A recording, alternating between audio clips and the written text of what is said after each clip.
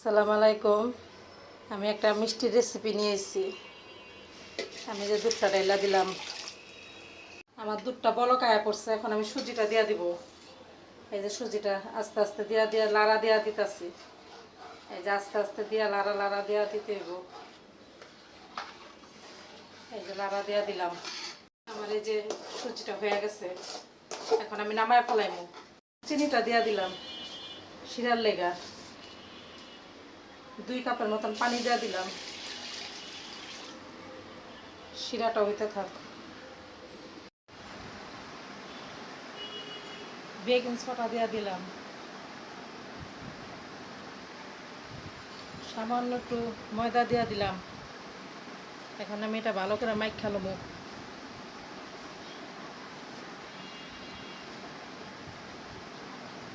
সুন্দর ঠাট্টা ভাবটা যাইব গা, একটু ঘি দিয়া দিলাম। যে ঘি দিয়া দিলাম, আটটা আটটা ভাবটা যাইব গা। এখন নাতে একটু ঘি দেওয়া লইলাম। এই যে আমি গোলাটা বানাইতেছি। এখন মিষ্টির শেপটা দিয়া দিতেছি।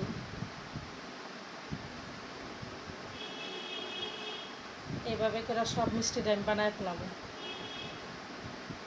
আপনাকে আরেকটা দেখাই দিই আমি।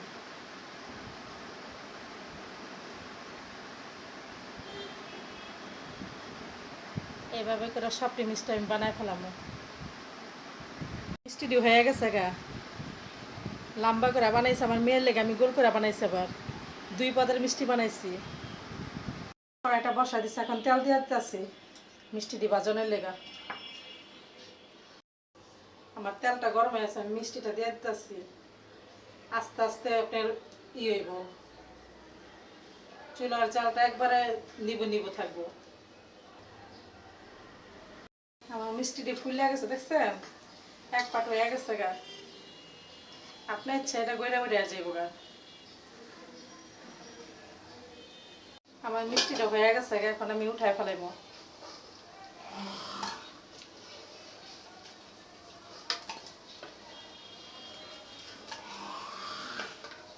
মিষ্টিটি এখন শিরায় দিয়ে দিতেছি।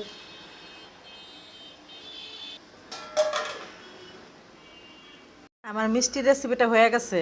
দেখেন কত নরম, দেখছেন কত নরম তুলতুলা হয়েছে। ভিডিওটা যদি ভালো লাগে লাইক করবেন, কমেন্ট করবেন, শেয়ার করবেন।